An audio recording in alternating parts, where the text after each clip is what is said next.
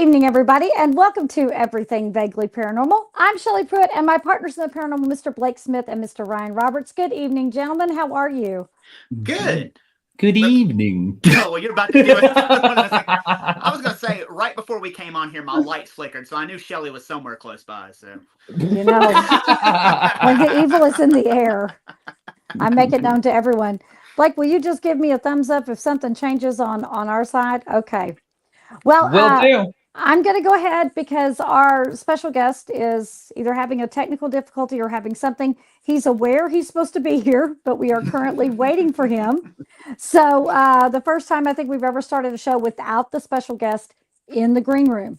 So, Yep. But he has seen the message. He said, I've sent him a link. He says he saw it. So Hey, you know what? This is the perks of doing a live show, people. This is how you know it's live. We have our guests, we schedule them, and sometimes shit happens. So if you know Greg Lawson, tell him we're waiting on him. But we ain't gonna wait long. He might be sexy, but come on now, we got things to talk about. But what I will do is I will go ahead and give him the intro that we were going to give him. And if it turns out that he does not actually make it on the screen, then we will go from there with a different pre-prepared topic for you. I hope that he gets in here quick. So I'm going to go ahead and tell you about Greg Lawson. He's a former homicide detective, which I found fascinating. And he was an underwater recovery team diver and a supervisor. And he was a police academy training. I'm so glad he's not here, so he can't hear this crappy intro. Police academy training director. Maybe I should have read this more than twice before I did it. He's currently a criminal justice college professor in Central Texas. And he's also written 5 books on the paranormal, including one that Ryan has, which is called Messages from Mothman. Suddenly I'm having a stroke because I'm mildly panicking, but it'll be fine. It's okay. Deep breaths. We're all good. Yeah. Yes, deep breaths. I was about to hyperventilate. I was taking so many deep breaths today. He also wrote the After Action Report about Roswell, the After Action Report. And How to Be a Paranormal Detective, Diaries of a Paranormalist, and Detecting Paranormal. So these are some of the books he's written, and he is currently, which I have, on the cover of Shadowzine. He wrote this issue of Shadowzine, which if you haven't picked this up, it's fascinating, and he did it on the Mineral Wells Haunted Hill House, which if you haven't been there, it's a very haunted location in the town of Mineral Wells. It was originally owned by Phil Kirchhoff. Well, Phil Kirchhoff was the previous owner before Kathy and Sonny Estes took it over. And Greg's gone there several times and investigates it. So I have to ask, do we have sexy Greg Lawson in the studio? Hey! Hey! Hey, You sexy thing. You were panicking the hell out of me. well, can you hear me okay? Yeah, Yes. fantastic. It doesn't sound like I'm in a tube or anything. No. It does, but it only makes you sound better, honey. The you reason I'm go. asking that is my system is completely jacked. I don't know what happened. You sent me over the link. I clicked on the link. It won't recognize my mic. It won't recognize my camera. So I'm operating off of the camera from the computer and the mic, I guess, on the computer. You sound You sound great. fantastic. You look good and sound good. So That's right. Can you hear this? Oh, what Whoa. are you drinking, sir? What is No, a that? little bit. He's rubbing his mic. Y'all chill out. Not everybody's an alcoholic. Oh, sorry, my mistake. Damn. No, We cannot hear that. No, so you must be running off your computer. All right. Well, that's just dumb. I don't know. But It's the computer totally mic fine. sounds good. You're Greg fine. Well, if it Lawson? sounds good, I'm going to stick with it then. I'm There not you going to go. touch anything else because There you go. You sound just fine. Greg, the last time I saw you, you were walking around the Lone Star Paracon and you had your chicken in your hand. I did. Yeah, you did. You were walking around There you swinging are. your chicken in front of everybody. It's that happens more than I care to share. So, Greg, we were just talking about you wrote the last issue of Shadowzine, and that we have that, and I've been reading it over the Mineral Wells Haunted Hill House. And I know that you go out there a lot, and that's up in my neck of the woods. Tell us, how many times have you been out there to investigate? To investigate. Now, I'm ashamed to say it's only been twice. Mhm. Okay. So you want me to tell the story? Yes. Yeah. Okay. All right. So I'm going to condense this because I tend to go long because I feel like I have to qualify my stories and qualify myself and all that stuff. It's all about you. Go. Well, it is all about me. So, Yes. So Kathy bought the place, I think in 2017, 2018, something like that. And within the first week, she gives me a call out of the blue. I don't know who this lady is. I just get this phone call, and I typically don't answer them. And I answered it. Actually, if you read the Shadow Zine, then you know the story, but I'll condense it. And so I normally don't do investigations, and no offense to anybody, just deal with what I'm going to say. I don't do investigations with groups or other people because everybody does that. And coming from cop world, if all cops did the same thing, we would miss a bunch of crime. So some cops like doing traffic. Some cops like doing burglary investigations. Some cops like doing commercial, shopping centers. I personally like criminal trespassing. So I sneak on property and I walk across people's property that I know that hasn't been there in a long time. And if I do get caught, well, it's a cop walking across your property and you go, okay, well, thanks for keeping an eye on my property. That's kind of how that typically works, right? Mm-hmm. And that's what I'm doing. So in 32 years of being a cop, I've found 3 dead people doing that. Whoa. Now that's not great odds. That's 1 a decade. But those are remains of people that would have never been found had I not had this, this of urban exploration and ghost hunting. I would not have found those people. So there's those things. So anyway, so Kathy calls me and I was like, okay, well, I get a lot of calls from like bars and restaurants and hotels. Hey, come out, you can stay the weekend for free and tell me my hotel is haunted. I don't do that. It's just not what I do. And I typically don't go to a lot of places unless it's an event that is a commercial ghost hunting place. I just don't. There's enough people doing it. You don't need me to go do that. So I tell her this. I tell her, look, my deal is you have to give me your property for 24 hours uninterrupted. And she immediately was like, yeah, come on up anytime. What do you want to do it? And I was like, well, how about this Wednesday or whatever it was? She's like, yeah, come on up. So I go up there, meet her and Sunny. We talk a little bit. She shows me the rooms. She's going to tell me the stories of like, oh, don't tell me any of the stuff. Just let me stay here the night. Let me see what happens. It was freaking creepy, dudes. It is. I have investigated Dracula's castle, not really Dracula's castle, but Hunador Castle, Corvin Castle, where he was imprisoned, right? Not a castle that he owned, which the Dracula castle in Transylvania now that's he was never there. They just call it Dracula's castle. He never stepped inside that building. Never. So no, never. So I hung out in Dracula's castle all night long, and it was great, in Corvin Castle. And I did not experience what I experienced in the little bitty town of Mineral Wells in Texas at Haunted Hill House. And so, and the things that I experienced, the house had not been active for a while. People had not been investigating it for a while. So there wasn't a lot of energy there, I think, that could stir things up. And the things that I experienced, much of what I experienced there was benign. It was just like little things where you go, that doesn't happen in my house. Thank goodness. And so these little things would happen that were like, that's just weird.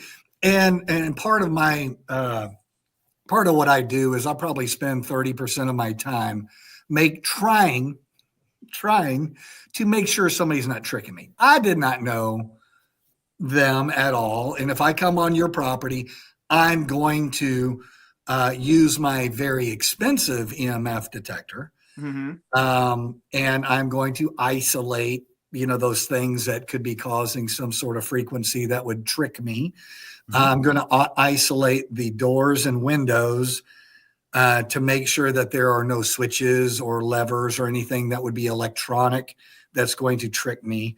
I'm going to check the walls. And the only thing I really found after I secured the electricity to everything except for the refrigerator and I think a couple of other things that were responsible to keep the house alive, shut off the ACs, which that was a bad idea. Yeah. Yeah. And, and I let the house cook for a while and stepped out and I did metal detecting in the back and on that hill in the back and crawled under the house. And I broke into the bathroom that is now open. At that time, it was completely sealed off from the rest of the house. And I got in there because being a cop, I'm a really good burglar. So I got in there. And so the experience that I had there, I can say was much different than many of the other places that I've been.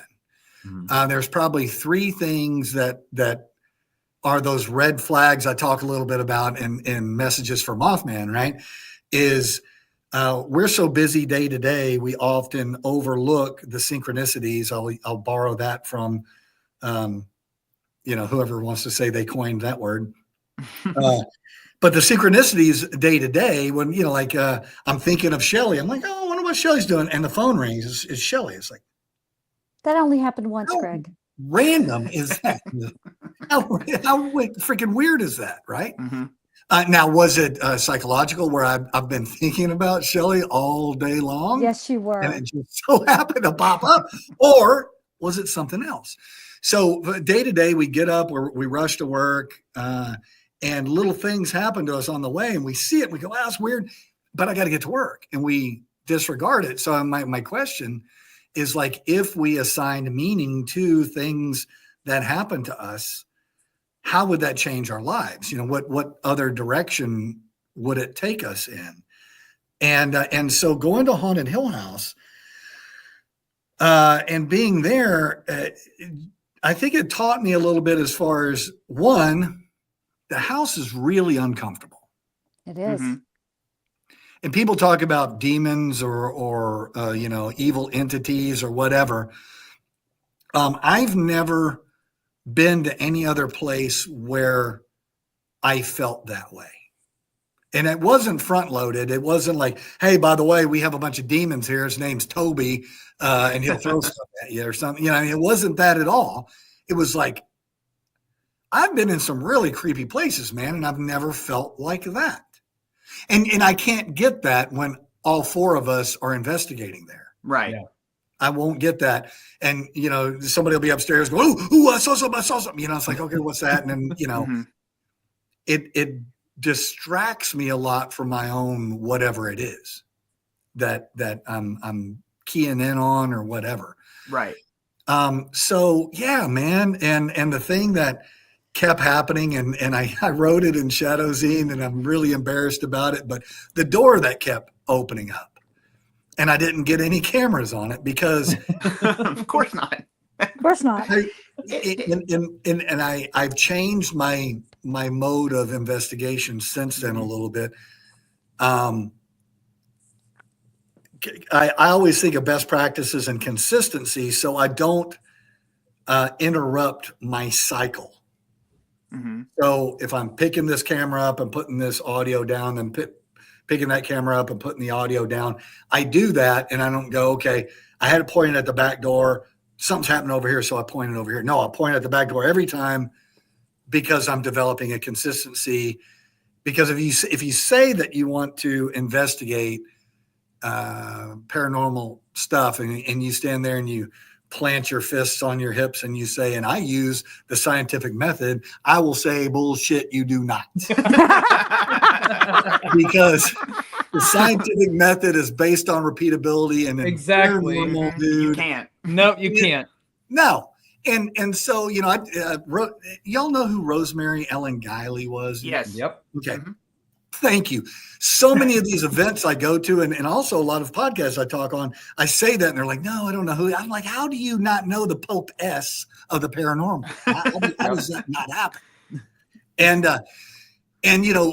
I had the fortunate events to be able to talk with her for hours and consult with her on the phone for maybe a couple of hours and to work with her on 2 different books. And she told me, I said, yeah, people are always inviting me to do investigations with them. When I go, freaking nothing happens. And she just looked at me real puzzled. She's like, you don't know? I'm like, what do you mean I don't know? She said, you don't know? Actually, I didn't say that. I said, what do you mean? You polite to the Pope S. And she goes, they don't like you. Oh. And I'm like, that's fucking convenient. Yeah, that's real convenient, isn't it? Yeah, that's great. Rosemary, thanks. Thanks a lot for that. And she goes, no, have you ever looked at your aura? And I'm like, don't take me down this road. I don't want to look at my freaking aura. What color's your aura, Greg? Now I must don't know. know. I have wings and stuff. It's crazy. I don't know. Oh, but Is it black like your soul? Yes. Matches mine. It's got a big, I got wings and a big bong right here. Hell yeah. Where is it? And so I feel like it's maybe convenient or whatever. They say some spirits just don't like people or they avoid them or whatever. And that's, like I said, that's really convenient when you're trying to do paranormal investigation. Right. Back. And so in that, the door kept opening, and man, I worked on that doorknob, and I worked on the hasp and the locking mechanism and the whole thing. And I am a grown man. I can close the bathroom door. I've been doing it for a long time, sort of, with I'm in there with my chicken. You hear, what are you doing in there? I'm like, I got that door locked, man. Yeah, you got to keep that door locked when you got your chicken out in there. Yeah. And it was just odd the amount of times that door came open when I came back down there. I'm just like, what the hell's going on? Then getting hit with a pebble in the back of my neck, and then not being able to find the pebble on a very clean wooden staircase. It's just, just some very odd things that happen that, like I said, are benign. People say, well, it's so all right, so that happened. It's like, well, I recognize that it happened. It was a red flag, and I couldn't prove it. So people are always like, well, aren't you collecting paranormal evidence? I'm like, typically, no. I collect things where something should be happening and it's not. Mm-hmm. There should be something opening that door, and there wasn't. There should be something that would propel a pebble to hit me in the neck hard enough to where it stung. When I'm in a room by myself, in a house by myself. And then when I hear it bounce twice on the staircase, and I spend an hour and I end up turning the lights on and using a 1,000 lumen flashlight to try to find the damn thing, and it's not there. Now it's very small and you could, but anyway, and then I'm looking for, the pygmy or, the little, guy in the wall with blow dart that's shooting these things at me. Can't find him. I don't think those are negative dimensional wells, Greg. It's the stuff that's missing, man. He's looking at all angles, guys. Yeah. Calm down. I respect that. Go ahead. Just don't know what's happening. Well, so, coming from someone who was a detective and uses their logical thinking, the logical part of their brain, how do you not necessarily turn that off, but how do you remain open? Because, I was reading in, your Mothman book that, a lot of times you will rationalize and explain things away when things are like trying to hit you in the face and get your attention. So how do you remain open as an investigator? So it depends on what I'm doing. If I'm in a criminal, if I'm working criminal cases, which I don't anymore, thank God. Mm-hmm. Congratulations on your retirement, and thank you for your service, by the way. Yeah, yes. Thanks a lot. It went by really fast, man. It went by super fast. I feel like I'm at that level right now to where I would actually do a good job as a cop now. Really? Starting off, you just do nothing but make mistakes. And you try to finally get to that point where it's like, hey, I think I'm competent. It's like, okay, it's time for retirement. What? I'm ready. I'm ready to go.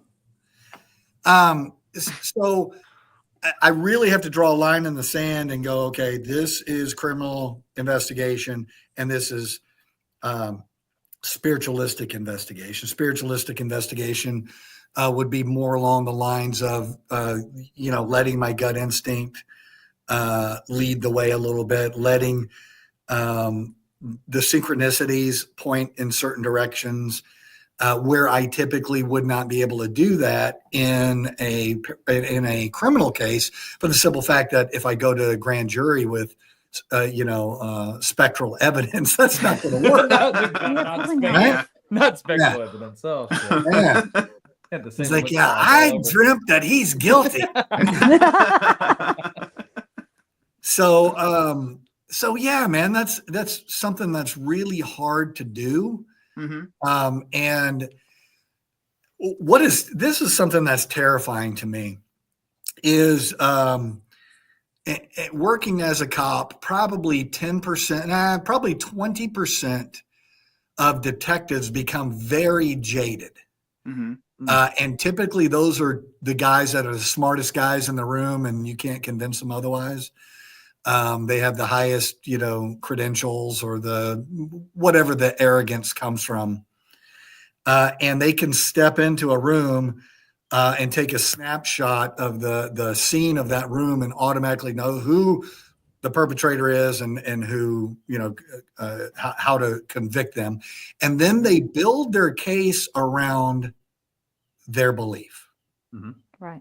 Mm-hmm. As opposed to walking clean into a room and following each piece of evidence where it's going to take you. So there is a difference there. And actually I talked about that, I think, in Messages from Mothman, my little story of when I was on Lantu Island with the little blue bird. I specifically went to Lantu Island. I did martial arts for a long time, and I wanted to go to the last Shaolin monastery, and I ended up going to Lantu Island. It's off the coast of China, and I went there and I stayed at the monastery for 3 nights and hung out with the monks and did all their stuff, and it was an amazing experience. But there was a pirate fort on the island, and I wanted to go to the pirate fort. And this is from I would have too. 1500. Right? So I get a taxi guy to take me, and we stop off at a little village, and I got some food, and this lady saw, I'm a round eye, and then she wanted to practice her English, right? And that's what they call it. Yeah, it's okay. China, they don't get all upset about freaking slang. And this is how we got banned in China. Go ahead. That was your fabulous story, Greg. China, they have thick skin. They don't give a shite. You can cuss on this podcast. We're already banned. Who cares? They jack with each other about as much as the way soldiers jack with each other. So, okay. Yeah, their culture is I really like it. Anyway. She's talking to me, and she's like, why are you going out to, what are you doing out here? No white people come out here. What are you doing? And I told her, and she immediately goes over and gets some dried lentils, some dried beans, some dried rice, puts them in these little things, gets me a little, I can't remember what else it was. Maybe some incense or something. She goes, here, you do this, and you thank the spirits before you leave so that they won't follow you. Which that's in China, y'all. Yeah. What do we do here? We do the same thing. We do some sort of sage thing, or we do a Jesus universal prayer or something. To try to sever. You're doing a Ouija board to close the portal, right? Mm-hmm. They do the same thing. It's the same thing. So anyway, we go and get there, and it's out in the middle of nowhere, dude. And there's this, the Chinese buildings that they make all over the place and nobody ever lives in them. There's a giant, it's like 1,500 room apartment complex there that nobody has ever lived in. And it's right there. And the road is a dirt road leading up to it. Mm-hmm. And I'm going, oh man, I got robbed like 3 times in the Philippines. This dude's going to rob me. Son of a bitch. He's like, it's right there. I'm like, I'm not getting out of the car. I'm not getting out of the car. Nope, I'm good. He's like, no. He's like, he's pointing. He barely speaks English. So right, there, I'm like, yeah, whatever. So he gets out. He opens up the door. I'm like, oh, he's gonna have to pull out a gun. I'm not getting out of the car. And he's like, oh, I'll show you. Step down. I was expecting like paying some money and going and seeing this tourist thing. It's not. It is literally, you walk through this woods and it opens up into this kind of a field. Very small field, and there's a foundation of where the fort used to be. Mm-hmm. And it overlooks this cliff, and there's the ocean so that you could lob artillery at the pirates that are coming in to get your village, right? It's really cool. So he's going to wait in the car because I told him he could leave, and he's like, you're not going to get a ride out of here. I'll wait. Oh. So anyway, he charged me like $10 to wait for 2 hours 2 or 3 hours while I was there. Anyway. Ain't bad. So he goes back to the car. I start getting out my stuff because I'm looking for the graveyard and I'm looking for the ghosts, right? That's what I'm going to do. It's the middle of the day, but and this little bird comes flying down and lands, and he's making all kinds of noise and he's jumping around. Well, I'm thinking kildee in Texas. The kildees, when you're out walking around, these little birds come out of the fields in Texas. And if you get close to their nest or their little ones, they'll act like their wing is broken and they'll try to drag you away from wherever it is. And that's what I thought was happening. So I'm kind of following this little bird, but this little bird's not really leaving. I'm just kind of walking toward him. He kind of jumps back, but he's still beeping and jumping around and chirping and flying around and jumping. I'm like, okay, yeah, I get it, man. Cool. All right. You don't want me here. It's cool. Here. He's following me everywhere. So I finally just like, oh, screw it. I'm just going to do my thing. So I'm looking for the ghost. I'm looking for the lady in white. There's not a lady in white at this pirate thing, but I'm looking for the standard stuff. And I'm down there. I'm using my EMF detector. I do some EMF work. I do some. I try to do. I try to get some sort of recordings. I was using a analog video. Got nothing. Right, and I'm down there for a couple hours. I think I found a graveyard. But I wasn't for sure, but it's kind of laid out and there's depressions there. It's like, oh, that looks like kind of like a graveyard. After it was over, I go back up there and I'm going to do my pour out my lentils and stuff like that. Well, the bird is still jumping around. And I'm like, freaking crazy ass bird, man. He's got bird worms or brain worms or something. I don't know what he's doing. And the Chinese guy comes down. He's like, oh, no. He's doing this because I was doing it wrong. So he came down and he put the everything there, and we said a little prayer, and I just kind of mocked what he was doing. We did our thing. We're good. So we leave the stuff there for the spirits, get back in the car, and I leave. That's the end of my story. I got nothing. It was a cool experience. Got nothing. 2 years later, I'm reading in Chinese history that the Earth Mother sends a blue bird with a message to you if you're smart enough to hear it.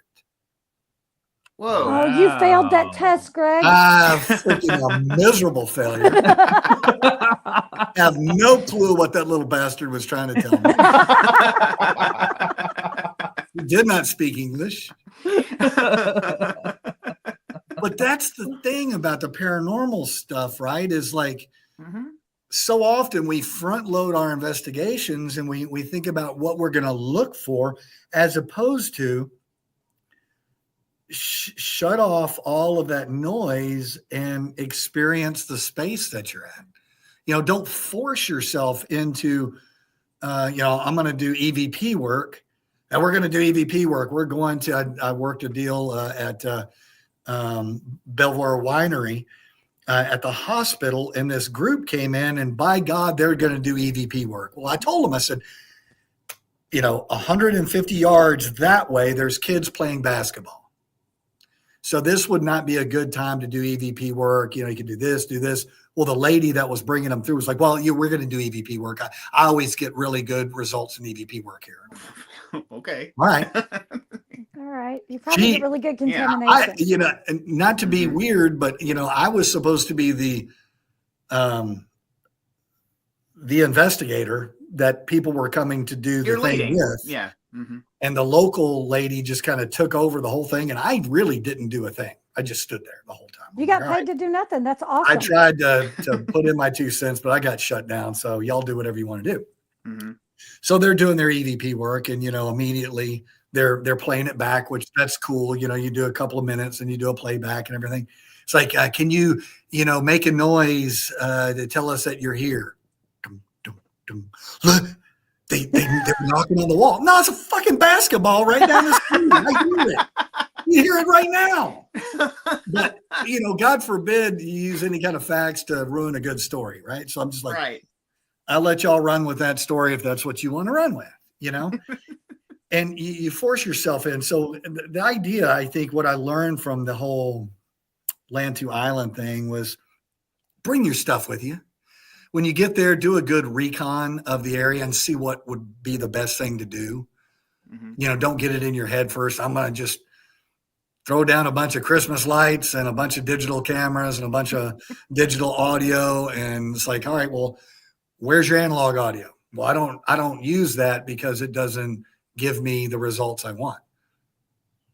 That's because those digital recorders have digital artifacts in them. It's really trying to hear for something. And what you're actually hearing is the program of the guy that was in his grandma's basement that programmed that digital recorder of how to hear. It's not analog. It's not hearing the real stuff. Yeah. Which, once again, 8 hours in Hunadora Castle, and then have to pull 8 hours of audio, analog audio. You're oh God, trying to hear something. Digital is a lot more fun because there's a lot more talking in digital, and you say, well, right. That's because the spirits know how to work the digital better, or the digital picks up the spirit communication better, or the audio engineer would say those are artifacts in there, and your audio pareidolia, you're trying to hear whatever it is, and God forbid somebody in your group it said get out. Do you hear that? And then you listen to it and it's like, get out. Mm-hmm. Wow. It's hard, man. We argue about it. Nobody tricks you better than you do yourself. Oh yeah, absolutely. Yeah. Mm-hmm. Well, so, and I think your point to that about doing like a little recon is super important because we have seen real short, long story short, we have seen videos online where people are like, we caught a real ghost. And it's like, well, we know that location and they decorate with spider webs at Halloween. That's not a ghost. That's a leftover spider web from Halloween. It's like, you gotta do a little groundwork when you get there. You can't just go out there and just go like, here, you get a car, you get a car, you get a car, you get a car, and throw out digital recorders like it's nobody's business. Right. Because you're going to trip yourself up when you go back to right. A lot of times whenever I'm doing groups, if I'm at a location, they're rotating groups through, I bought the cheapest EMF detector ever. It was $12 on Amazon probably 3 years ago. Yeah. 2 years ago, maybe. I was like, what's the cheapest? Sort. And I bought the cheapest one. It is a killer. It is so sensitive. It's crazy. And so what I do is I turn it on, I sit it on the ground, and the next group comes through and I just have them, I say, I'll stand at one spot, put this thing on the ground, and I'll say, we'll meet in, the operating room or whatever. So everybody comes by and I'm watching this thing. And it's lighting up, and it's like, red.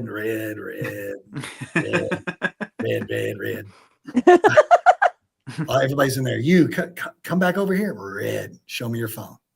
Are you on airplane mode? You're not. Put it on airplane mode. Nothing. It's like, all right, next person. Let's get everybody on airplane mode here, because otherwise we're just chasing ourselves around and so. And it's really hard to be on airplane mode if you have ghost apps, whatever that is. Yeah. That is going to require connection to operate. So you have folks that will use their ghost apps and leave those phones pinging. And honestly, I think the Apple products ping more than the Androids do in my experience. So Androids seem to be a little bit cleaner as far as not telling the government where you are, how much you owe in taxes and how much gas. Is that something that's worrisome to you, Mr. Greg Lawson? Yeah, I'll be joining the paranormal here pretty soon, so it's like in relative terms, I see. Okay. Say, this man investigated Roswell. He does not want the government to know where he's at. No. Oh, that's very true. Tell us a few Roswell stories, because that is something that I am fascinated with, always have been. I lived in Las Vegas and knew someone who actually worked at Area 51 and would tell me nothing except about the plane that has no tail number that takes people out and brings people back. Isn't that crazy? So I was George Knapp and I were having a conversation over lunch one day, which is true, believe it or not.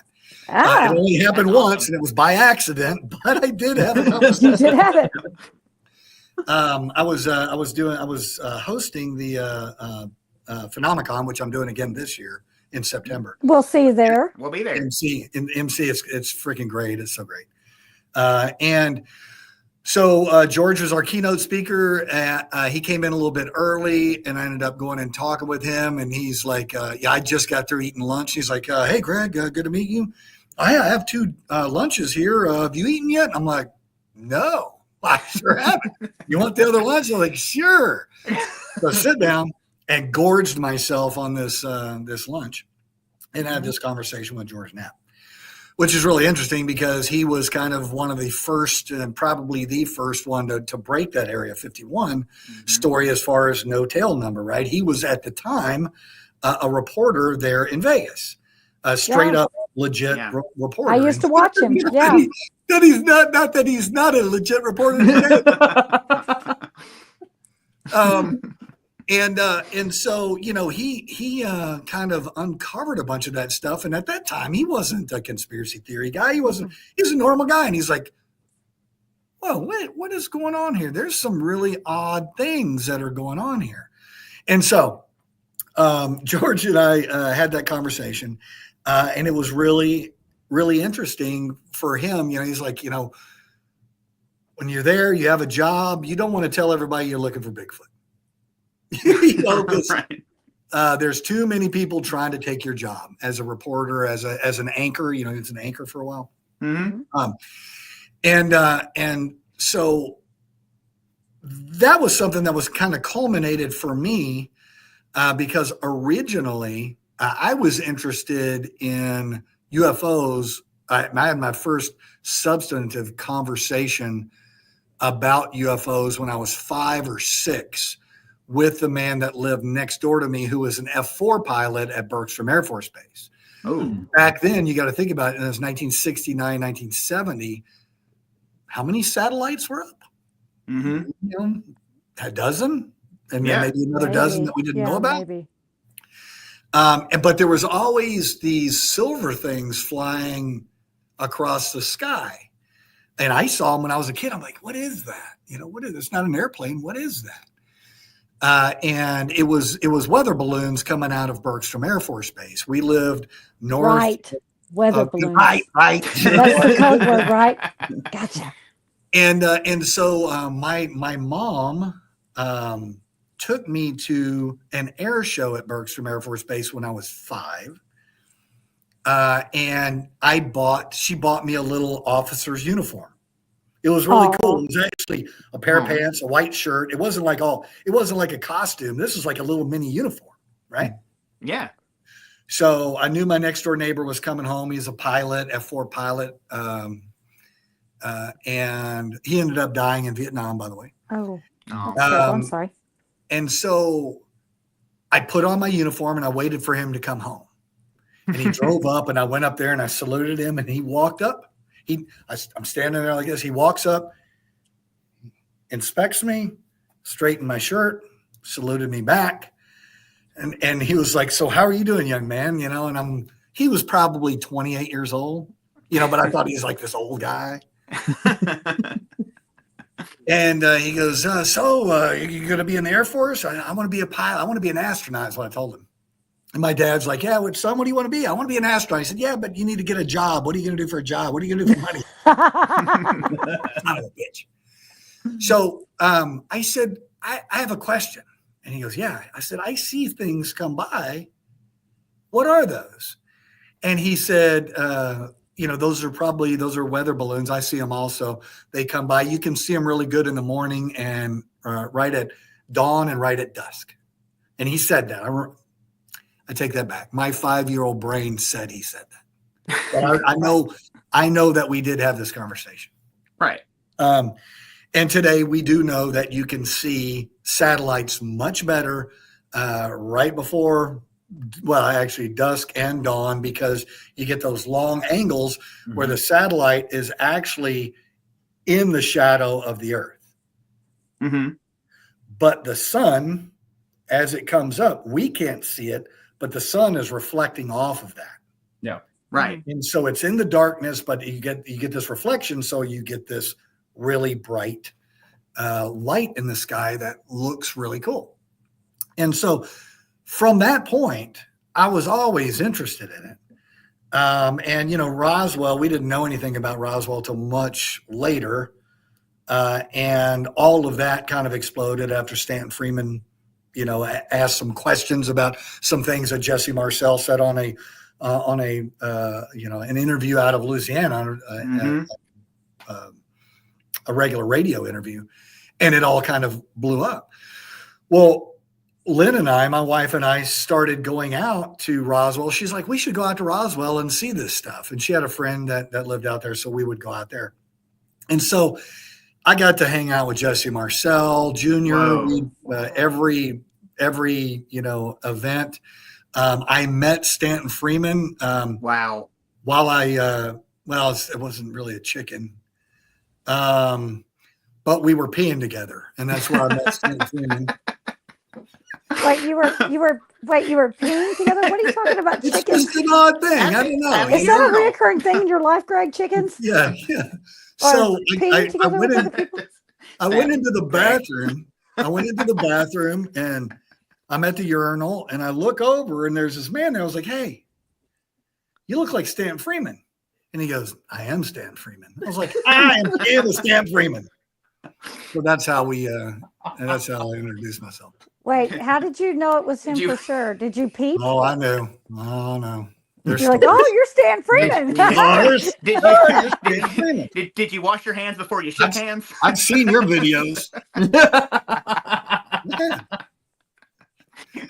Yeah, all of a sudden I have a new goal with meeting some of my celebrities that I've actually met a couple of celebrities doing that. It's great. Just hang out at the bathrooms and wait till they go in there, follow them. Yeah, right. Yeah, what are they going to do? Tell you, well, that doesn't work for me. Well, I guess I've gone in the guy's bathroom before to say hello. I mean, like, hey. It says unisex. That's right. So it was at that time, that was kind of near the end. So I got to know all, Tom Carey and Don Schmidt and Stanton Freeman and Jesse Marcel Jr. and Tom and Don are still around. I haven't talked to them in a long time. I used to do some work for Tom, some interviews here in Texas. Whenever somebody would pop up, he'd go, hey, can you go down and see if you can talk to this person or locate this person, whatever. I located a lot of dead people for him. They were all dead except for two. The one would not talk to me. The other one is a hoaxer. And he's like, yeah, he's got pieces of the spaceship. And I'm like, well, you've been talking about this a long time. I'm calling your bluff right now. I'm going to write you up as an untruthful person. I'm going to use your name. I'm going to say exactly what we say. And that's what I'm going to label you as. No, I haven't. I sent it to a friend of mine in Washington to keep. Of course you did. did. How'd you send it to UPS? Seems completely legit. Take a piece of UFO and put it on a UPS truck and send it to your friend. It's completely believable. Could he provide the friend's name or possibly the tracking number? Yeah. Go back to your. He was doing body work at the time, and I'm pretty sure he was sniffing too much of that Bondo. Yeah. Yeah, absolutely. It's like a paint. You're supposed to wear respirators with this paint. Pretty sure something's going on. So, with Roswell. So those are all my Roswell stories. Thanks a lot. Hey, it was good talking to you guys. That's it. So while you were researching, did you have like any sort of like weird interference from like an agency or anything as you were doing your Roswell research? I did not. Let me think here. So the weirdest part, I think, of all of it was for a while, I had a group of Air Force security forces personnel after me.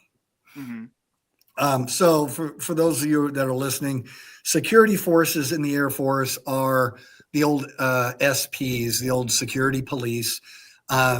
They were one thing for a while, and then they broke up into two different entities. One was asset protection, and one was law enforcement. Mm-hmm. And then they broke up into three. They had asset protection. Asset protection would be sensitive buildings and aircraft. The law enforcement are just the regular cops that operate on the base. And then you had what's called CATMs. It's combat arms training and maintenance. And those are the guys that take care of all the firearms, do all the firearms and tactics training. I ended up going into the Air Force for 2 years, which they said you can't do. And I'm like, okay, that'll be your little secret. I was a CATMs troop. So I specialized in teaching survival skills and firearms to the pilots and to all the other Air Force personnel that needed that sort of thing, and then took care of weapons and stuff. And I did a podcast where I was upstairs doing my podcast, and my wife did not know, Lynn did not know that I was doing the podcast. She came home and she opened up the front door. Normally she goes into the garage, but she opened up the front door, walked in the front door, slammed the front door. And I am in the middle of telling a story. And at the same time, I'm trying to go, hey, I'm on a podcast, you know? Mm-hmm. So I lost the word security forces. And I said, I was an Air Force force protector when I was in, and blah, blah, blah. And I did this and that. There were like 3 security forces guys listening. What the hell's this guy doing? And dude, they ran me on Google and they just blew me up. Oh my God. And accused me of stolen valor. If I'm going to do stolen valor, I'm going to be a damn Force Recon Marine, not Right. a security guy from the freaking Air Force. Come on. Because you misspoke, they were going to hunt your ass down. Oh, Yeah. Oh, they did. They absolutely did. In that community and in all the blogs and all that stuff, they just tortured. I mean, they just torched me. The cool thing was, I had a guy. There's a bright side. Good. Yeah, there's a good side to this sword. There's a guy that I worked with, and I worked as law enforcement with, that knows my background. And he sends me a text. He's like, hey, man, did you see this? I hadn't talked to this guy in probably 20 years. Hey, man, did you see this? And he sends me to this website. And I'm like, oh, my God, what are they doing to me? You know, do they not know about the chicken? They're going to talk about this, and they're not going to talk about the chicken? What? And so I spent another 3 weeks trying to clean all this up online. Oh my God. This one guy was horrible. And his email was something like serving God at, yahoo.com or something. Yeah. Oh, no. That was serving God at yahoo.com. It was not that, but it's pretty damn close. Okay. That just gives you an idea of where this guy's head is, right? Mhm. Let's find all the stuff that's obscure and esoteric and concentrate on that and not worry about reality, right? Mm-hmm. This guy was horrible. So I actually took pictures of my DD-214.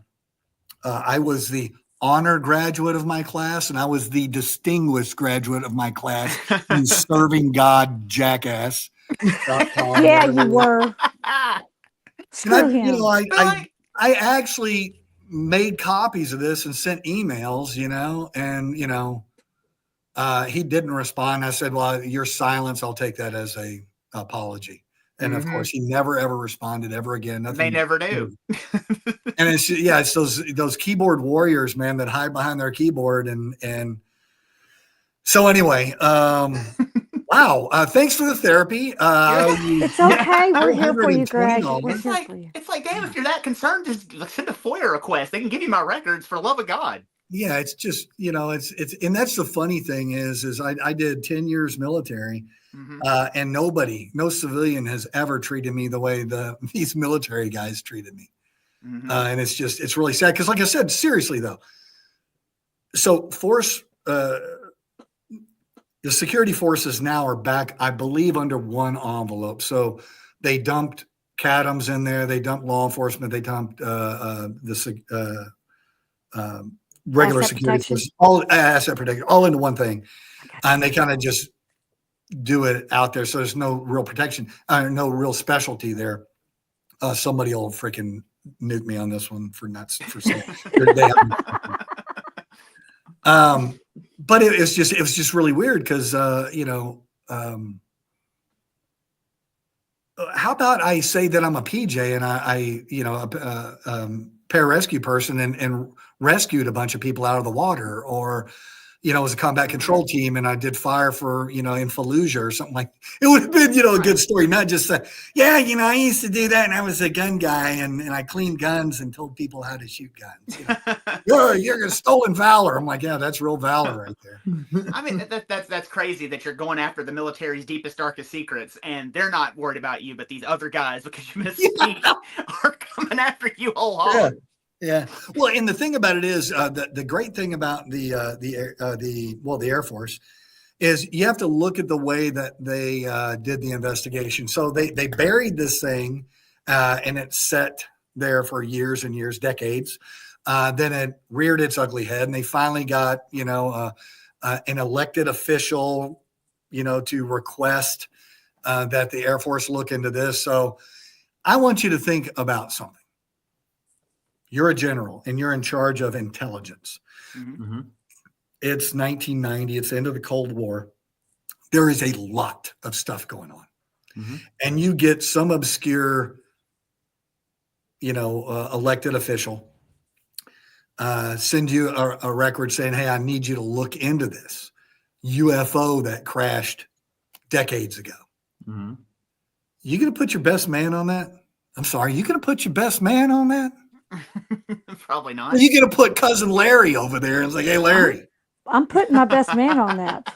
Well, that's the question, right? All right. So if you have real world stuff with Soviet operatives going all over the place, you have in 1990, thereabouts, 94, you have a lot of stuff going on in the Middle East. You have a lot of ugly stuff rearing its head with the Taliban and everything over in Afghanistan. You got a whole bunch of stuff going on in Germany. You have all this real world stuff, and you got some guy asking you to go investigate a UFO that nobody's even heard of, nobody's talked about in 3 decades. You could do that. You could get your best guy and go, hey, I need you to go over there and investigate this. Or you could get some guy over here and go, hey, I need you to clean this up. Because when you look at the Roswell report from 1994, the 2 individuals that were primarily in charge of that. So I worked as a major crimes detective, and I supervised detectives, both as a sergeant and a lieutenant. If I had a detective that did an investigation the way that they did it, I would pull them off duty.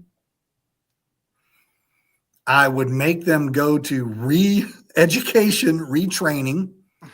I'd make them go to some pretty good, serious interview and interrogation training, some good evidence training, how to process evidence. And then I would start them all over again in a general assignments detail, investigating, criminal mischief of popped tires and stolen mail. So are you saying they missed something? Well, what they did was they covered over so much. You have an investigation that they conflated and they lied all through the investigation. Some of the lies are just crazy. It's like, my investigator here has combed through millions of documents, blah, blah, blah, blah, blah. This is what happened. Mm-hmm. Now, what's your side of the story? You don't do investigate. You don't front load your investigation like that. Yeah. Especially for a witness. You don't brief the witness on what he wants to say, what you want him to say, and then tell him to say it. Right. You just step in and go, we're talking about, do you remember what was going on the summer of this? See if he pops up with the Roswell thing. Right. He might not even know you're there for the Roswell thing. Yeah. Well, of course, when they called him and made this appointment, hey, we want to talk about the Roswell UFO thing. I'm sure that's what they did because that's how they did it in their interview. Mm-hmm. So you have multiple different ways that you interview someone and multiple ways that you collect that interview. 1, hopefully video. 2, at least audio. If you don't have that. 3, you transcribe it on scene. 4, you get them to write down a statement, then you transcribe that or something. There's a difference between a transcription and a statement. And what they did was they did not take it serious. They just went in there. They front loaded what they wanted them to say. All the guys like, oh, it was a long time ago. I don't remember none of that. I remember a couple of things. And that was it. So the crazy part is a transcription is word for word, clear in your voice. You put that in the transcription. Okay. Cough. You put that in the transcription. Sneeze. You put that in the transcription. Just in parentheses, you just do that, right? So that is a transcription. Everything goes in there. What they did is they just edited the transcription. They wrote what they wanted to in the transcription and then had them sign it as if it was a statement. Wow. Okay. So sometimes, we don't always tell stories like I've done on this interview. We don't always tell stories in a chronological, concise manner. You fit right in, Greg. You're fine. Oh, yeah. And so when you're talking to somebody, you go, hey, what happened here? You let them run their course. You shut your mouth. Shut your freaking mouth. Let them run their course all the way through. Then you can go back and go, okay, well, you said this. What about this, this, this, this, and this? And they answer those. Then you go back again and go, okay, let me get this right. And then you summarize the whole thing. You go, okay, that's the statement. Sometimes what you'll do, because people get out of chronological order, you'll need to reorganize their statement. But that doesn't make their statement not factual. Right. But it does make the transcript not factual if you don't do that. You need that transcript because you want complete transparency, right? When you have a report that's done by the Air Force investigating its own people, that's like me going to you going, oh, hey, your wife said that you beat her up. So would you do me a favor, conduct an investigation, figure out whether you beat her up or not, and get back to me about it? Good. We're good. The Air Force. That's exactly what we did with the Air Force. We had no oversight whatsoever. And I know what government people do. I know what government men do when they're deployed. Mm-hmm. They go to San Francisco, if this is a place. If you want me to pick someplace else, I can. Wherever you want. It's your story, man. All 4 of those guys fly into San Francisco.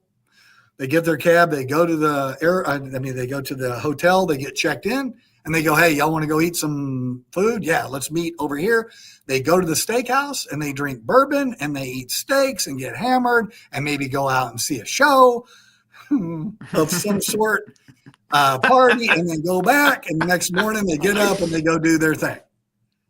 And I wonder, by looking at these transcriptions, to me, I'm looking at it going, that's what these guys were doing, because this is all out of whack, right? These guys were not thinking properly when they were doing this. Now, a couple of years later, they stepped back in and tried to clean it all up. But by that time, when you have a document that 22 pages matter and the rest of the 950 pages have nothing to do with anything, you see what's going on here. They're throwing a bunch of fluff at you. Yeah, it's being buried. It's the same thing. We thought we were going to learn all this stuff about JFK, right? Yeah. The only thing we really learned is that the CIA was definitely involved. Cuba was definitely involved. The Russians were definitely involved.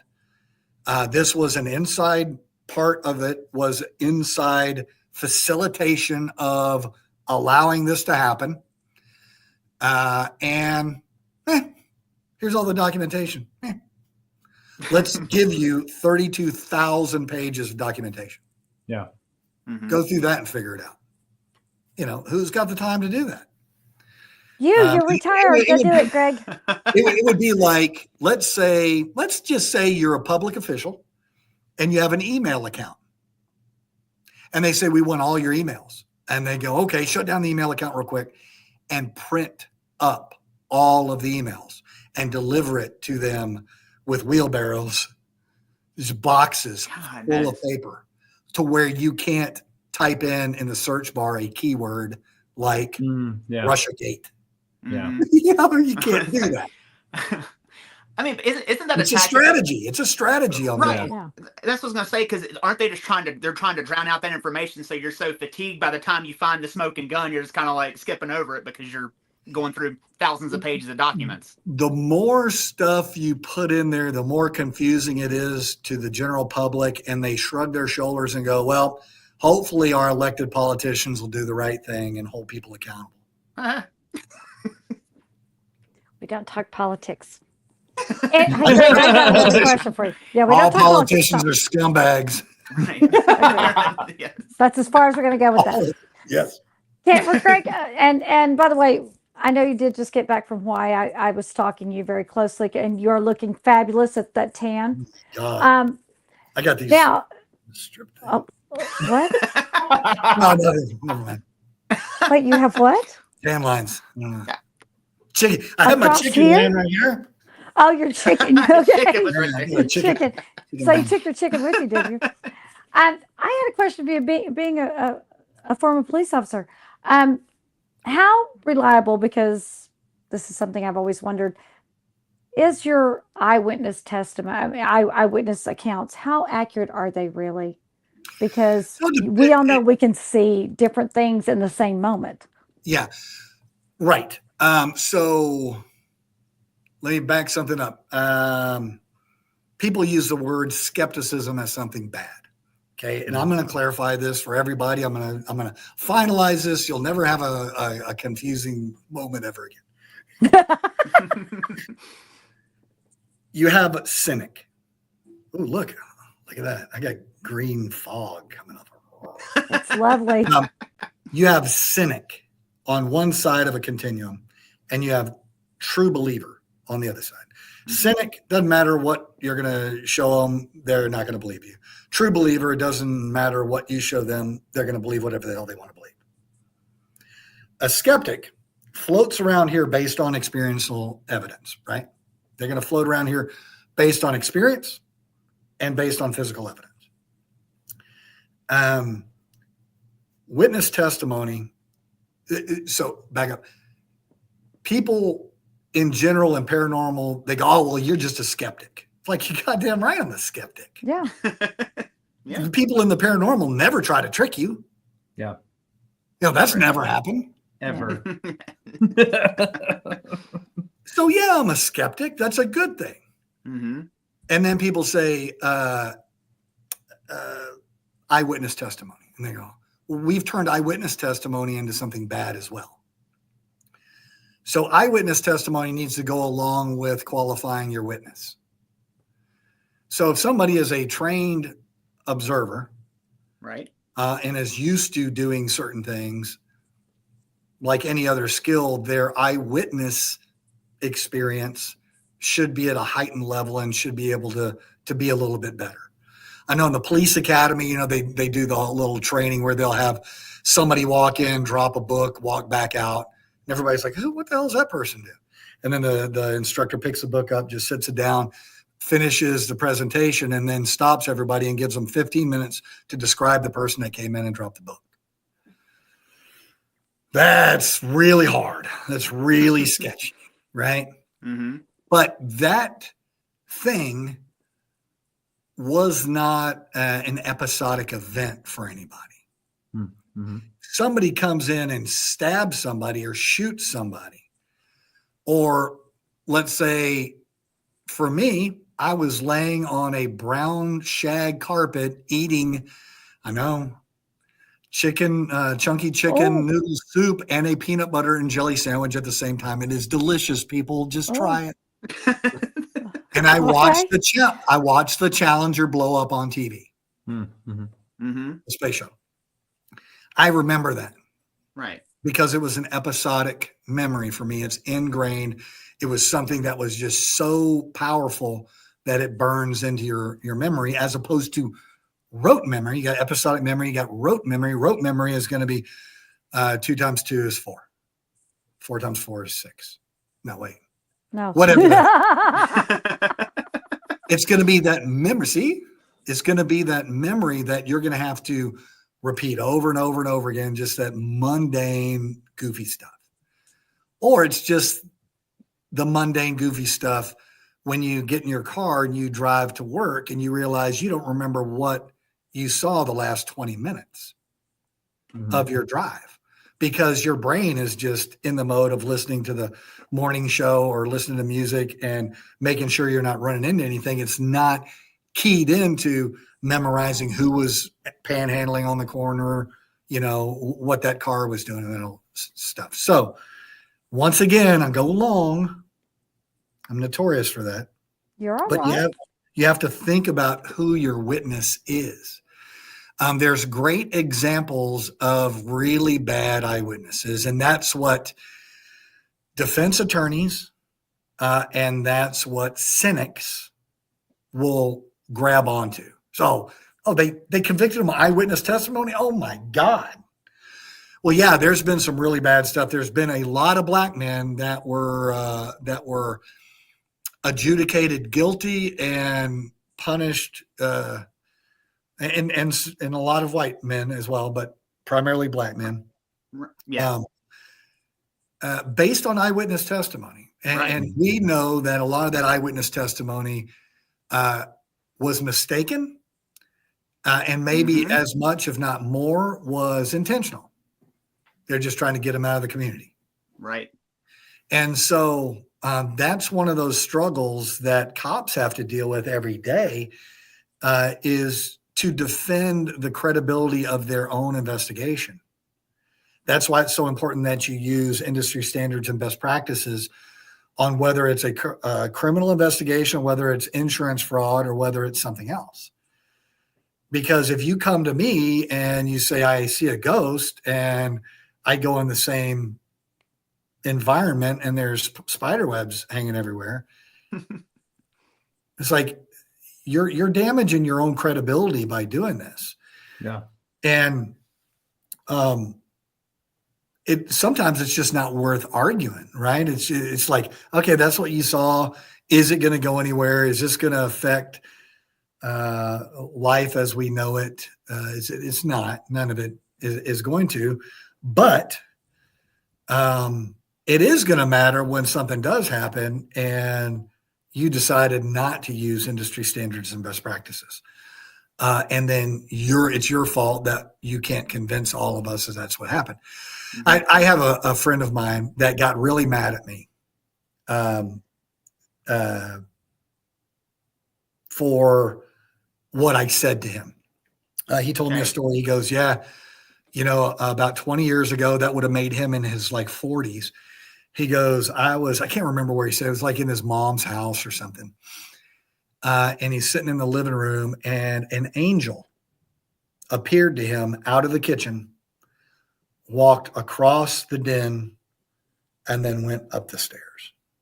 And I talked to him about a good 30 minutes before I said what I said. Mm-hmm. And he's explaining how the angel looked, and that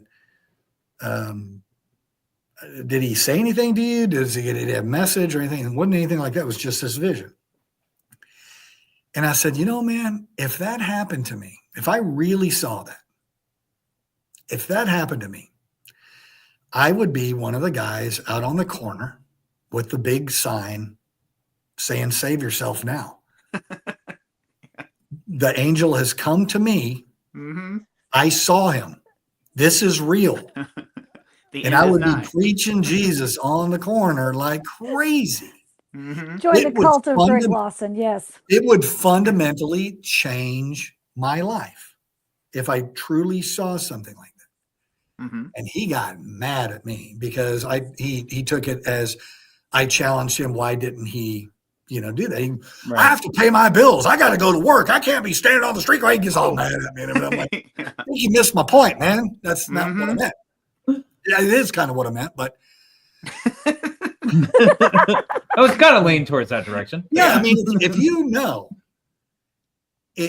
know that this is coming, why would you be dealing with this petty little world that we're dealing with, and being upset for politics, being upset for your plane is 15 minutes late, being upset because you got a flat tire? Do you not know that there is something else going on here? Why would you even concern yourself with these little mundane things that are guaranteed to happen? You know they're going to happen. And yet you get all upset about it. I question your belief system. I question whether you really do believe that this stuff is happening. And I'm my hypocrisy knows no bounds. I get upset too, but I can say it's primarily because people around me. I don't believe in some other here. I'm in the victimization of other people. It's like other people make my existence much more difficult because of that sort of stuff, especially like at work, that sort of thing. Right. And it gets you frustrated, and it gets you off your path. It gets you away from the red flags, all these little signs all around you that something's happening. They drag you away from that, and pretty soon you're all wrapped up in the mundane silliness of what you guys know, and I know very well. It's a great example in the paranormal, as much as groups fight over territory and fight over ideas and fight over this and just this. What are they doing coming in here? I'm the one that investigates, the glory hole in this. I mean, the well. Are you going to even air any of this? Is any of this going to air? It's airing right now as we speak, my friend. Yes. I bet you've investigated glory hole or two, Greg. Actually, I have. Yeah. Dillard's department store. You're welcome. It's a fact. Now I'm fascinated. No, that's a whole other thing. As far as I was on a podcast the other day about the serial killer that they're saying that we have here in Austin. Yeah. I believe that you do. Lady Bird Lake, the Rainy Street Ripper. Which is very convenient. Nobody's gotten ripped, but I guess they're just naming him, giving him his moniker because it rhymes or something. Sounds sexy. Yeah. But yeah, I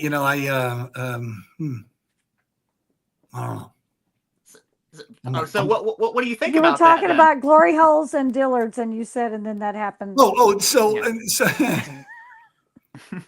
We were hoping not to go back to that, Shelley. We're just going to. I got to hear the end of the story. That. Oh, okay. Well, there are groups of people, whether they're men or women and men, or men and men and women, that frequent certain locations. And depending on how much debauchery you want to get involved in is what those locations are. Dillard's department store at the time, in the men's room on the 4th floor, had stalls, and the toilet rolls were put on either side of the stall with a panel with 2 bolts. All you got to do is pull the 2 bolts off, and you got a square about this big. And these young men were sharing this information. We were getting a lot of action of young gay men up on the 4th floor. Your mom wanted to know why you kept wanting to go to Dillard's. I want to go shopping, Mom. Greg, we really want you kind of down on the 2nd floor around the stolen stuff. I don't know what you're doing. I'm straight out of college. I'm just curious. It's all right. Everybody's going to college. It's fine. Right. And so yeah, that was a deal. That was a thing. I never arrested anybody out of there, but some of my colleagues, we had a lot of cops that were working there, and this was a thing. Well, it's a thing all over Austin, all over a lot of towns, to where like-minded individuals go and meet in secret. Especially, let me take you back to the 80s, take you back to the 70s, where you could get beat up. Take you back to the 80s, where you're going to get shunned and shamed and all that stuff. Mm-hmm. And especially once AIDS came around, then it was really aggressive toward that community. But still today, I have a cop that just a couple of years ago, he was he had a house, and there's 2 streets over bordered the back of a park. Mm-hmm.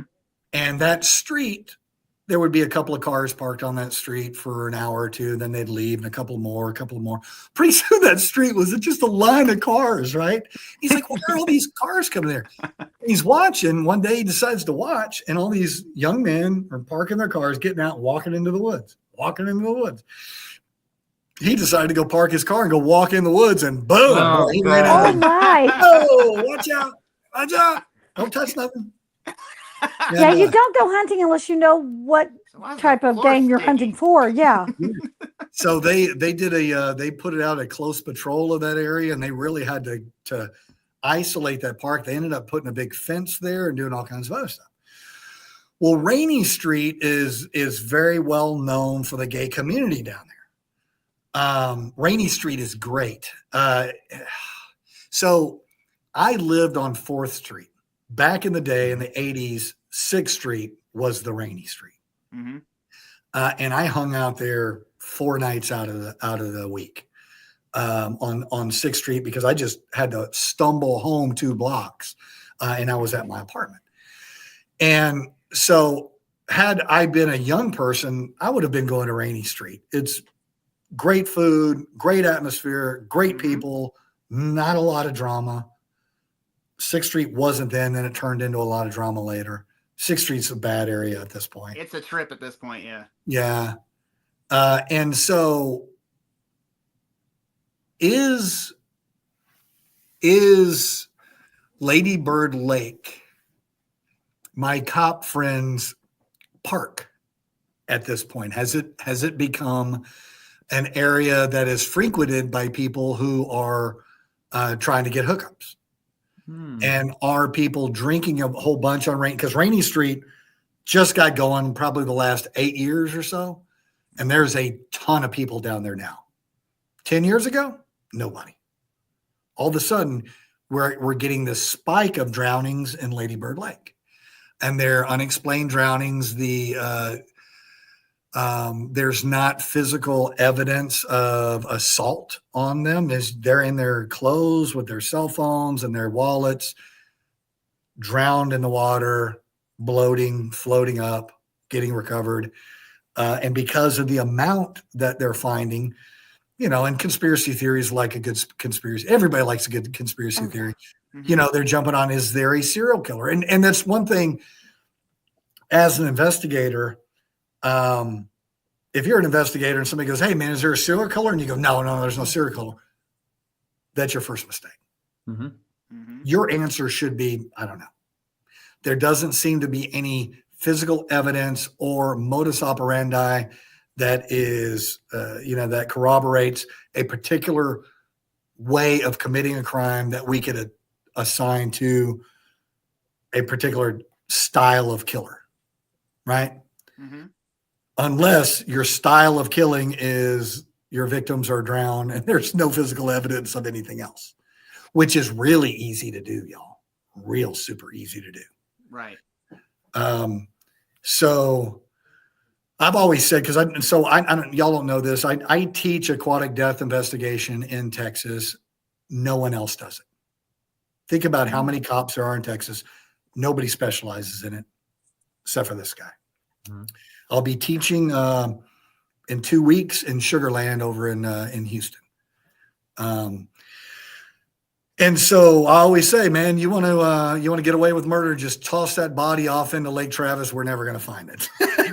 There's your helpful hint from a police officer. Yep, there you go. Retired, so it's not his problem. So then are you being called out there for your expertise when this is going on? Not anymore. Back in the day, I supervised our underwater recovery team and our lake patrol. So that's what I specialized in. Can anyone come and take your class? Because I'm a certified scuba diver and I'm extremely interested. If you're a certified scuba diver, I think you could. Okay. I'm now certified, not Patty. Do you still have your TCOL? Do you have your TCOL number? Yeah, on my NAUI number. Yeah. No, TCOL. Your PID for being a cop. Oh no, I've never been a cop, but I can probably make one of those up, right? So I just want to help. This class, I need to probably open it up to. I need to open it up to civilian dive teams that work with law enforcement, because there's certain things in this class that I wouldn't want regular people to really be concerned with, because that's one of those telltale signs that, oh, well, this person did not drown here. They were dumped here. And the only way you're going to know that is by the secret shit that I know in here that I don't I won't tell. I won't tell anybody. The 3 people that are watching will know. Oh, okay. Wait, it's just you 3. So I need to open it up to dive teams that actually work right now. I think I have 14 students or something like that in Sugar Land, and it's a couple of dive team people. There's 4 homicide detectives and then some other regular cops.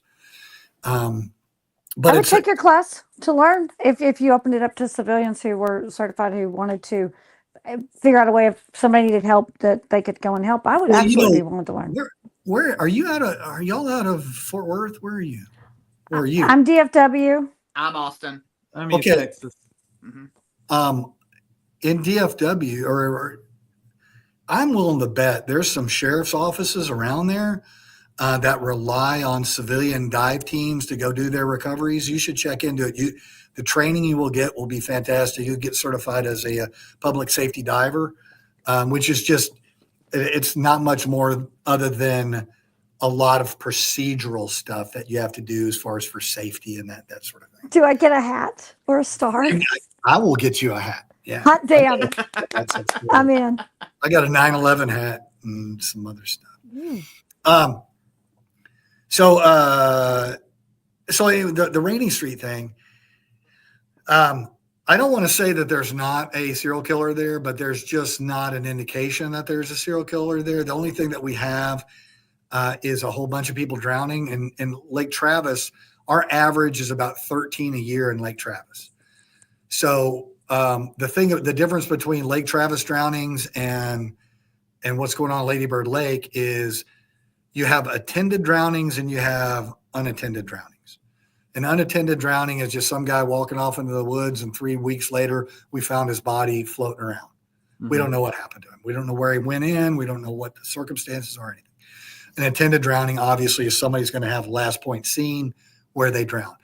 In Lake Travis, 90% of the drownings in Lake Travis are attended drownings. There will be friends or family that will be, or sometimes just a regular eyewitness. I know you don't like those, but we got them. and so we'll work that way. So in an attended drowning, it's pretty self-explanatory. In the unattended drownings, that really opens up literally a corpse full of worms, right? Or a can of worms. I'm sorry. Oh, a chicken of worms. And it's really hard to follow that evidence because the water is going to destroy a lot of your evidence. It's going to modify a lot of your evidence. It could migrate your evidence to other locations, your body to another location, that sort of thing. So it's very difficult to do. And in Lady Bird Lake, a lot of people that don't understand hydrology on how water works, they're always like, oh yeah, you know, it would have pushed them way downstream. It would have done this, would have done that. Yeah, it doesn't. Even when the stream is really moving, just like anything else, where there's friction, it slows things down. So anywhere on the banks and on the bottom, you don't get hardly any movement, especially for an adult. So, you know, let's say a 200-pound man may weigh 18 pounds in the water. That 18 pounds is going to stay down there for a long time until he builds up some gases and is able to, if there's any suction in the mud, break away from that suction and actually go to the surface. And so when you start looking at how much a human being weighs in the water, and they're going to sink, they're going to be at the bottom, they're not going to float around in the middle. You got all these people that have all these, oh no, you know, they kind of float up and then they float mid-channel and they float around, they move around. Doesn't happen. And so anyway, that's the conspiracy theory, folks. You can go online and look this up real easy. But if you look at them, I love people like cops entertaining themselves with a bunch of different types of crime. You know, me doing the criminal trespass. Well, that's the way we need to think, and even in something like this. But we have a set of rules that you go by. It's like, okay, this is the typical thing that's going to happen. Well, when social media people get on there and they just start spitballing stuff, they're just making things up. They don't understand the physics behind it. They've never taken a 60 seconds on a study of hydrology on how rivers work or where the pressure points are and all that stuff. And then they go, okay, well, the serial killer's modus operandi is he picks young gay men that have brown hair and brown eyes. Okay. Look at how many people in the world have brown hair and brown eyes. It is a vast majority of people have brown hair and brown eyes. You cannot use that as your descriptor. Right. That's not how this works. So they use examples like that to set up what this serial killer's modus is, when that's not really how it works. Right. And you look at the behavioral sciences unit of the FBI. People are like, oh, I want to be in the behavioral sciences unit of the FBI. Yeah, there's 14 people there. What are your odds, Mr. PhD, of being in that unit? Right. How many cases have they truly solved? After the fact, it's great. After the fact, they go, oh, yeah, well, that makes sense because this, right? Mm-hmm. There was a certain sniper that was killing people up in D.C. a few years ago, and they're like, oh, he's a 38-year-old prior military white guy that hates the government. Yeah, no, 2 black guys. Mm-hmm. Yeah, I remember that. So when you start painting yourself into a corner that this is a demon, this is an apparition, this is an alien, this is a shadow figure, you start looking at who is this coming from as far as your eyewitness, and what is their discipline behind it? What is, what school of thought are they coming from? Because the guy that studies UFOs will talk to somebody about a shadow person, and he will equate that to an ET, that they are in shadow form observing what you're doing. If you talk to a demonologist, he will say that is Satan, or that is a minion of Beelzebub that is in your room. That's creepy as hell looking at you, That was actually my ex-husband. But anyway, what? Sure. I actually know somebody who was married to Satan, but that's a different story. And it's not Lynn, so don't ask me. You read my mind, Greg Lawson. Get out of He's my pretty head. sure that I'm some sort of minion, yes, but maybe full blown demon. I got one hoof. Oh, Yeah, it's a thing. And but you look at the discipline, and they will interpret that person's experiential evidence to their discipline. Yeah. And I was like, I love the guys that are like, yeah, I'm looking for Bigfoot, but those UFO guys are idiots. There's no such thing as UFOs. It's like, but you believe in Bigfoot. Right. yeah. That's where that line in your brain gets drawn. This is, oh, I can believe in this, but that's too far. Right. Mine's lizard people. I can't Can't There get are the lizard Yeah. people. Yep. Just go with it. There's lizard people. Well, Stop arguing with me. On the moon. yeah, wow, on the backside of the moon, then. on the backside. Where the Chinese Well, right now, the Chinese are setting up a base back there, but that's another podcast. That's a whole nother podcast. Sounds good. But yeah, when you look at all this stuff that happens to us, because obviously all four of us here are doing this probably because we just kind of wonder what's next, what these weird things are that we're experiencing. And we have all these questions. If you're a Christian, you say, don't ask the questions, trust in the faith, trust in the word, and don't worry about it because it's not for you to know. Mm-hmm. My brother, who was just a Texas hippie that smoked weed, drank beer, was a studio bassist and musician. I went to him thinking that he was,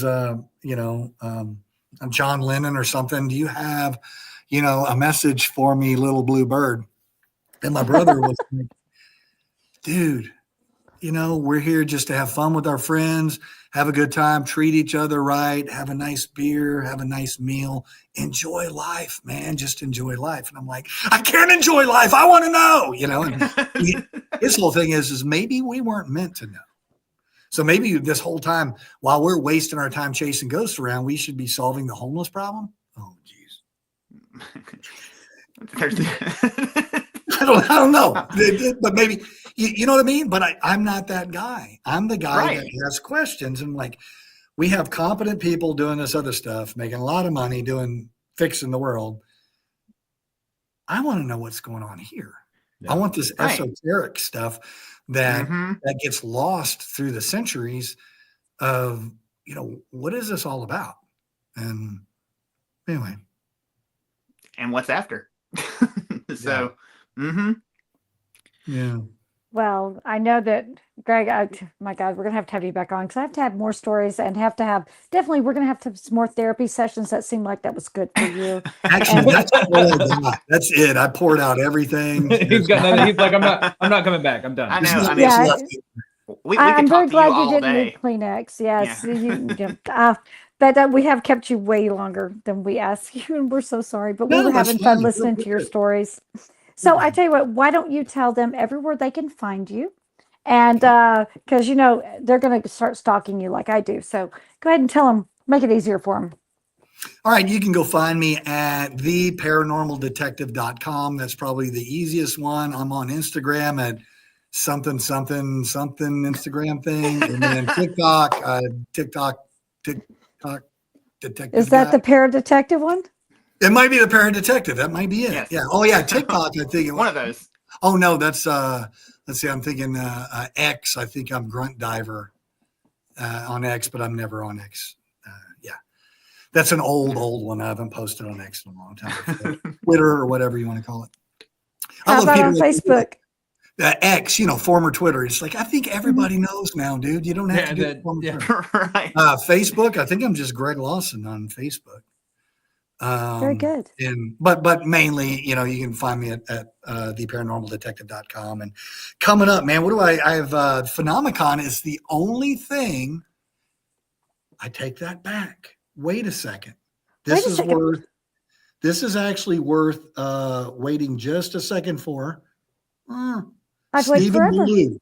Do y'all know Stephen Ballou of the Night Owl podcast? Yes. Here in Ryan. Austin. Yeah. Ryan, you got to go to this thing. Yeah. I can't remember. If you text me, I'll give you the dates on this. Stephen Ballou of the Night Owl podcast. He wins podcast of the year out of Austin just about every year. Folks, it is fantastic. His podcast is like an NPR episode. It is. When they like go to a restaurant, you can hear the stuff in the background. He's talking, interviewing people. He is a master. He is an artist at re-energizing paranormal hauntings and stuff like that. So I'm going to be doing, I think, I need to get back with him. I've been out of town. I'm going to be doing an event with him in October, which Ryan, you need to go to. Yeah, absolutely. Are we not invited? We're not that far. No, you're way up there. I'm not going to bother with you. And so I'll be doing that. Jefferson normally Jefferson, I do Jefferson in the April, in the spring and the fall. I'm not going to be able to do it this fall because I've committed to doing the Night Owl podcast event, which is always great. I love working with Steven. I really have a huge amount of respect. I'm going to shut up now because that's as much chicken waving as I'm going to do with Steven there. That's out at Pioneer Farms, right? So I don't know whether this one is going to be at Pioneer Farms or whether it's going to be down at that really cool place. There's a venue downtown Austin that he does. Not secret. So another one. Sorry, I just wasted 5 minutes of y'all's time doing nothing. But look it up. Be an adult and be an investigator and go look up Night Owl podcast. I'll do it. See you in October. And then. Yeah. And then Phenomicon, I'll be the MC for Phenomicon, 4 days of a bunch of PhDs, a bunch of college professors, and a bunch of really cool TV personalities to include Skinwalker Ranch, Halser Files. Dave Schrader's going to be there with all Cindy Case is going to be there. Sean Pittman. That's Shane. His brother Sean. It's going to be great. It's going to be great if he ever see it. Hopefully, cut that out, would you? It's already gone out. And yeah, it's going to be great. I really like Phenomicon. It's a commitment, right? I mean, it's out in the high desert, and you can't accidentally end up in Vernal. It ain't happening. You got to go there for purpose. But it's beautiful. They got dinosaur bones laying around everywhere. Skinwalker Ranch is right there. Yeah, you were telling me about that, the dinosaur zone that's basically on the rock wall, and I'm going, we're going to go see that. Crazy. I was thinking, yeah. So anyway, that's what's going on with me. And the latest Shadow Zine. Actually, I'm not the latest Shadow Zine. Brad Blair.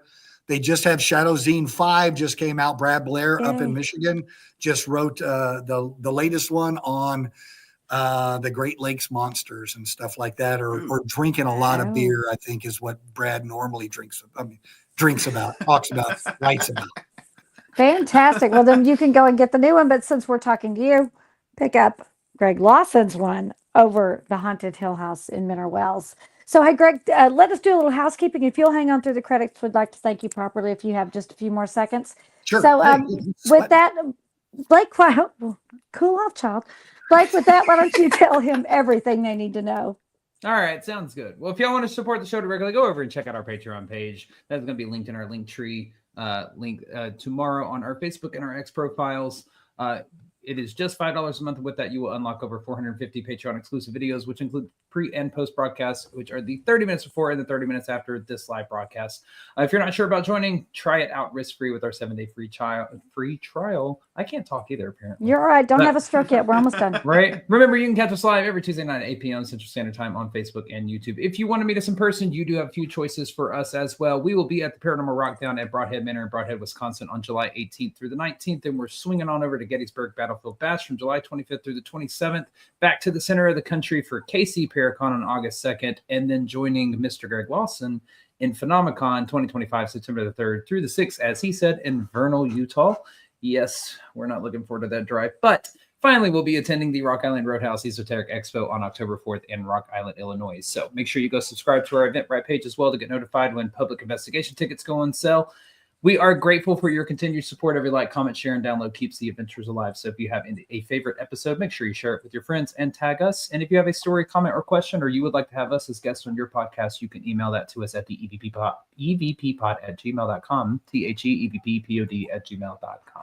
So go like, share, and subscribe to that YouTube channel. So we want to thank you guys for joining us this evening. A very special thank you to our guest, the sexy paranormal detective, Greg Lawson. Thank you. You need to put a reference to that because a bunch of people are like, what is that all about? Anyway. Sexy Greg Lawson. I thought everyone knew that. Anyway. Should have played the song. I don't own the rights to the song, or I would have. So thank you for being here this evening. I'm Shelley Pruitt. My partners in the paranormal, Mr. Blake Smith, Mr. Ryan Roberts, very special guest, Mr. Greg Lawson. Thank you so much. Thank you for being here. And as always, we will see you next Tuesday. Bye-bye. Bye, y'all. Bye, y'all. Bye.